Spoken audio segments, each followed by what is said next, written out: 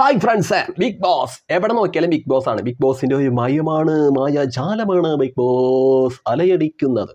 അപ്പോൾ 1 മുതൽ ഇപ്പോൾ 7 സീസൺ വരെ എത്തി നിൽക്കുകയാണ് ബിഗ് ബോസ്. 1 വർഷം മുതൽ 2, 3, 4, 5, 6, 7 വരെ എത്തി. 7ൻ്റെ പണിയാണ് ഇപ്പം. അപ്പോൾ എനിക്ക് ചോദിക്കാനുള്ളത്, ഈ ബിഗ് ബോസ് സീസണിൽ ഇത്രം നാളുകളായിട്ട് വന്നിട്ടുള്ള ഏകനായിട്ടുള്ള മലയാളത്തിൻ്റെ അവതാരകൻ മോഹൻലാലാണ്. മോഹൻലാൽ സാറാണ്. ലാലേട്ടനാണ് ബിഗ് ബോസ് സീസണിലെല്ലാം വന്നിട്ടുള്ള അവതാരകൻ. സത്യത്തിൽ ലാലേട്ടന് ഇത് ചേരുന്ന പണിയാണോ? ലാലേട്ടന് ഇത് പറ്റാത്ത പണിയാണോ? ലാലേട്ടൻ ഈ ബിഗ് ബോസിൽ വന്നിട്ട് അടിപൊളിയായിട്ടുണ്ടോ? ലാലേട്ടൻ ബിഗ് ബോസിൽ വരുന്നതാണ് ഏറ്റവും നല്ലത്, മറ്റ് അവതാരകന്മാരെക്കാളൊക്കെ ഏറ്റവും യോജിച്ച ആൾ ലാലേട്ടൻ തന്നെയാണ്. അങ്ങനെയുള്ള പല അഭിപ്രായങ്ങളും ഉണ്ടാവുമല്ലോ പലയിടത്തു നിന്നും. അപ്പോൾ എന്താണ് പ്രിയപ്പെട്ടവരുടെ അഭിപ്രായങ്ങൾ എന്താണെന്നൊന്ന് കമൻറ്റുകളായിട്ട് അറിയിക്കൂ. കാരണം എനിക്കത് ഇങ്ങനെ തോന്നി, ലാലേട്ടൻ ഇത് ചേരുന്ന പണിയാണോ? പലപ്പോഴും എൻ്റെ ഒരു അഭിപ്രായത്തിൽ, എൻ്റെ ഒരു വ്യക്തിപരമായിട്ടുള്ള അഭിപ്രായത്തിൽ പറയുകയാണെങ്കിൽ ലാലേട്ടൻ ഇത് പറ്റാത്ത പണിയാണെന്ന് എനിക്ക് പലപ്പോഴും തോന്നിയിട്ടുണ്ട്. എനിക്കങ്ങനെ തോന്നിയിട്ടുണ്ട്. കാരണം എന്താണെന്ന് വെച്ചാൽ ഇതിൽ ഈ 1ാമത്തെ സീസൺ മുതൽ, ആദ്യത്തെ വർഷം മുതൽ ഇപ്പോൾ 7ാമത്തെ സീസൺ വരെ എത്തി നിൽക്കുമ്പോഴും ലാലേട്ടൻ ഇൻട്രോയിലൊക്കെ വന്നിട്ട് പറയും 7ൻ്റെ പണി 8ൻ്റെ പണി ഞാൻ കൊടുക്കുന്നു, ഇനി ഇവിടെ ഒരു കള്ളക്കളി നടക്കില്ല എന്നൊക്കെ വന്നിട്ട് വലിയ മാസ് പോലത്തെ ഓരോ പരസ്യങ്ങളൊക്കെ ഏഷ്യനെറ്റ് ഇങ്ങനെ കാണിക്കും ലാലേട്ടനെ വെച്ചിട്ട്. പക്ഷെ ലാലേട്ടൻ ഇവിടെ ഓരോ ശനിയും ഞായറൊക്കെ ആയിട്ട് വന്ന് ഓരോ ചോദ്യങ്ങളായിട്ട് ഇവിടുത്തെ മത്സരാർത്ഥികളോട് ചോദിക്കുമ്പോഴും ഒരു തണുപ്പൻ മട്ടിലാണ് പലപ്പോഴും ചോദിക്കുന്നത്. അവരെ ഒന്ന് വലിയ രൂക്ഷമായിട്ടുള്ള വിഷയത്തെക്കുറിച്ചായിരിക്കും ലാലേട്ടൻ സംസാരിക്കുന്നത്. പക്ഷേ അദ്ദേഹം പലപ്പോഴും അത് ഒരു തണുപ്പനായിട്ടൊരു എന്താ പറയണ, അത് അത്ര വലിയ വിഷയമൊന്നുമല്ല എന്ന രീതിയിലാക്കി കളയാറുണ്ട്. എനിക്ക് അങ്ങനെ തോന്നിയിട്ടുണ്ട്. അത് ചിലപ്പോൾ അദ്ദേഹത്തിൻ്റെ സ്വഭാവ സവിശേഷത കൊണ്ട് അങ്ങനെ ആയിരിക്കാം. കാരണം ലാലേട്ടൻ വ്യക്തിപരമായിട്ട് അങ്ങനെ നടക്കുന്ന ഒരാളാണ്. കാരണം എല്ലാ വിഷയത്തിനും പോയി തലയിടാതെ സൗമ്യനായിട്ടും സ്നേഹസ്വരൂപനായിട്ടൊക്കെ കാര്യങ്ങളായിട്ട് മുന്നോട്ട് പോകുന്ന ഒരു വ്യക്തിയാണ്. അത് ഗുഡാണ്, അത് അടിപൊളിയാണ്. പക്ഷെ ഒരു ഷോ ആകുമ്പോൾ അതിവിടെ നമുക്ക് വെച്ച് പുലർത്തി മുന്നോട്ട് പോകാൻ സാധ്യമല്ലല്ലോ. ഒരു ഷോ ആകുമ്പോൾ എന്താ ചെയ്യുക, ഷോയ്ക്ക് അനുസരിച്ച് അതുപോലെ തന്നെ ശരിക്കും സിനിമയിൽ അഭിനയിക്കുന്നത് പോലെ തന്നെ ലാലേട്ടൻ അവിടെ നിലനിന്ന് കാര്യങ്ങൾ ഒരു വ്യക്തമായിട്ട് തന്നെ ചോദിച്ചറിയണം. ഒരു അധ്യാപകൻ ഒരു കുട്ടികളോട് ഒരു ക്ലാസ് മുറിയിലേക്ക് കയറി വന്ന് കൃത്യമായ രീതിയിൽ ചോദിക്കുന്നത് പോലെ തന്നെ ചോദിക്കണം. അല്ലാതെ ഒരു കൂട്ടുകാരനെ പോലെ ആയി അവിടെ മാറിയിട്ട് അവരെക്കായും താഴ്ന്ന ലെവലിൽ ചിന്തിക്കുന്ന മത്സരാർത്ഥിനെ പോലെ ആയി മാറരുത് എന്നാണ് എൻ്റെ ഒരു അഭിപ്രായം. എനിക്കങ്ങനെ പലപ്പോഴും തോന്നിയിട്ടുണ്ട്. എപ്പോഴും അല്ല, പലപ്പോഴായിട്ട് പല സീസണുകളായിട്ട് ഇപ്പം എല്ലാ സീസണുകളെയും നിരത്തി വെച്ചിട്ട് നോക്കുമ്പോൾ എനിക്ക് അങ്ങനെ തോന്നാറുണ്ട്. പക്ഷെ ചിലപ്പോഴൊക്കെ ലാലേട്ടൻ നമ്മൾ വിചാരിക്കുന്നതിന് അപ്പുറം ലെവലിലൊക്കെ ചിന്തിച്ച് സംസാരിച്ച് കാര്യങ്ങളെ വിശകലനം ചെയ്യാറുണ്ട്. പിന്നെ പോസിറ്റീവ് തോട്ട്സ് കുറേ പറയുന്ന ഒരാൾ തന്നെയാണ് ലാലേട്ടൻ.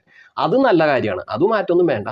പക്ഷേ ഈ വിഷയത്തിൽ എന്താണ് പ്രിയപ്പെട്ടവരുടെ അഭിപ്രായം എന്താണ്? ഇപ്പം ഹിന്ദിയിൽ തന്നെ സൽമാൻ ഖാൻ കിഡുവാണ്. അദ്ദേഹം അവിടെ വന്നിട്ട് അവിടുത്തെ മത്സരാർത്ഥികളൊക്കെ അറിയാതെ തന്നെ അവിടെ ഒന്ന് ബാത്റൂമൊക്കെ ക്ലീൻ ചെയ്യുകയും അങ്ങനെയുള്ള പരിപാടികളൊക്കെ ചെയ്തു പോയി നമ്മളെ ഞെട്ടിച്ചിട്ടുണ്ട് പലപ്പോഴായിട്ട്. ഹിന്ദി സീസണുകളിൽ ഈ കിഡു അവതാരകൻ സൽമാൻ ഖാൻ തന്നെയാണ്. അദ്ദേഹത്തിന് പകരം വേറെ ആളെ വെക്കാൻ സാധ്യമല്ല. സഞ്ജയ് ദത്തൊക്കെ ഒരു തവണ വന്നെങ്കിലും നമുക്ക് അത്ര സെറ്റായിട്ടൊന്നും തോന്നിയില്ല. സൽമാൻ ഖാൻ തന്നെയാണ് കിഡു. അങ്ങേര് തന്നെയാണ് കിഡു. അങ്ങേര് വേറെ ലെവലാണ്, വേറെ ലെവൽ. അപ്പോൾ ഈ സൽമാൻ ഖാൻ ചീത്ത പറയുന്ന പോലെയൊക്കെ ലാലേട്ടന് പറ്റുമോ? ശ്രമിച്ചാൽ പറ്റുമായിരിക്കും അല്ലേ?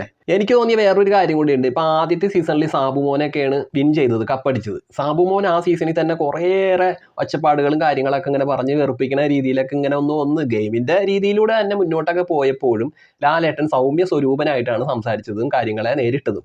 അപ്പോൾ അന്ന് മുതൽ പ്രേക്ഷകരൊക്കെ ഇങ്ങനെ പറഞ്ഞു കേൾക്കുന്ന ഒരു കാര്യമാണ്, സോഷ്യൽ മീഡിയയിലൊക്കെ ഇങ്ങനെ മുഴച്ചു നിൽക്കുന്ന ഒരു കാര്യമായിരുന്നു, സുരേഷ് ഗോപി അണ്ണം വരണം, അണ്ണം വന്നു കഴിഞ്ഞ് ഇതിനൊക്കെ ഒരു തീരുമാനം ഉണ്ടാവും.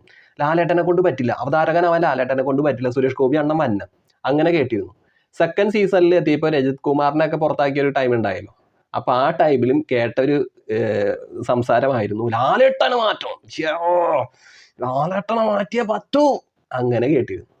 പക്ഷെ പിന്നെ വന്ന സീസണുകൾ വലിയ കുഴപ്പമില്ലാത്ത പോയെങ്കിലും 4ാമത്തെ സീസണിൽ വന്നു കഴിഞ്ഞപ്പോൾ റോബിനായിരുന്നു അവിടുത്തെ എല്ലാവരുടെയും എന്താ പറയണ ഒരു ഒറ്റയാനായിട്ട് നിൽക്കുന്ന ഒരാളായിട്ട് കണ്ടത്. അപ്പോൾ അദ്ദേഹവും ഇങ്ങനെ ഓരോ ഗെയിമിൻ്റെ പ്ലാനും കാര്യങ്ങളൊക്കെ ചെയ്ത് മുന്നോട്ട് പോകുമ്പോഴും അപ്പോഴും കേട്ട ശബ്ദമായിരുന്നു ലാലേട്ടനെ മാറ്റണം മാറ്റണം മാറ്റണം മാറ്റണം മാറ്റണം മാറ്റണം എന്നുള്ള ആ ഒരു.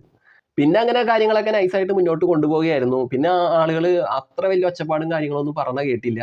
വരുമ്പോൾ എല്ലാ സീസണുകളിലും ഈ മാറ്റണം എന്നുള്ള ചോദ്യം ഇങ്ങനെ നിലനിൽക്കുമ്പോഴും വരുന്ന സീസണുകളൊക്കെ വൃത്തിയായിട്ട് വീട്ടമ്മമാരും കുടുംബങ്ങളും കുട്ടികളും ഒക്കെ ഇങ്ങനെ കൃത്യമായ രീതിയിൽ കണ്ട് ബിഗ് ബോസിനെ വിജയിപ്പിക്കുന്ന ഒരു തരത്തിലാണ് കാര്യങ്ങളെ മുന്നോട്ട് കൊണ്ടുപോയിക്കൊണ്ടിരുന്നത്.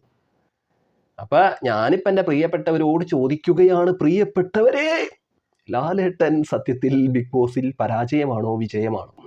ഈ ചോദ്യം ചെയ്യലും ചീത്തവിളിയും അല്ലെങ്കിൽ എഴുന്നേൽപ്പിച്ച് നിർത്തലും ചുട്ട പെട ഞാൻ തരും മോനെ എന്ന് പറയലും മോനെ എന്ന് വിളിച്ചിട്ട് പിന്നെ ഇട്ടിട്ട് പണിയെ തരൂടാ എന്നൊക്കെ പറയുന്ന ആ ഒരു സ്റ്റൈലൊക്കെ ഈ ഷോയുമായി ബന്ധപ്പെട്ട് നോക്കുമ്പോൾ ലാലേട്ടൻ്റെ അവതാരകൻ 100% നീതി പുലർത്തുന്നുണ്ടോ, നമ്മളെ പ്രേക്ഷകരോട് നീതി പുലർത്തുന്നുണ്ടോ എന്ന് പ്രിയപ്പെട്ടവരെ നിങ്ങൾ കമൻറ്റുകളായി അറിയിക്കും.